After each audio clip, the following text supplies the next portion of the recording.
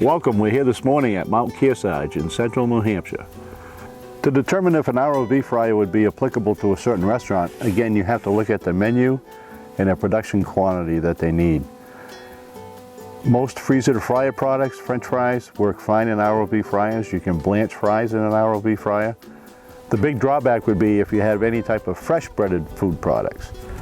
With fresh breaded food products, you tend to get a lot of fall off and sedimentation that comes off from the food goes to the bottom of the fryer.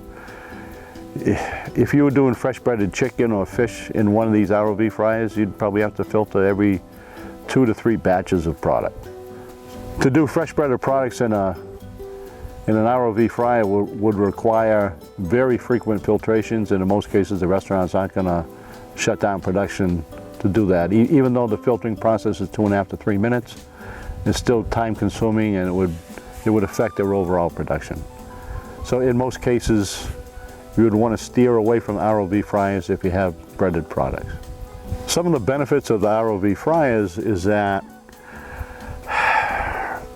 you will get extended oil life with the fryers, number one, due to the frequent filtrations, and again, number two, because of the drag out of the fryers. If you're doing over 120 pounds of fries a day, you're actually absorbing and taking out about 12 pounds of oil with those fries you serve throughout the day. So consequently, you're adding back 12 pounds of fresh oil to a 30-pound fryer. That ends up being over a third of the volume is fresh oil going back into that fryer every day. So with that dilution that's happening, the oil really never goes bad. Again, if you're doing freezer to fryer products, you don't get as much absorption of oil into those products. French fries will absorb, but by the time they're done cooking, anywhere from 12 to 14% of the oil gets absorbed into the fries, where if you have freezer to fryer products, you're only absorbing probably 5 to 7% of oil gets absorbed into those products. So that dilution and that turnover of the oil doesn't happen at the same pace as it would with frozen fries.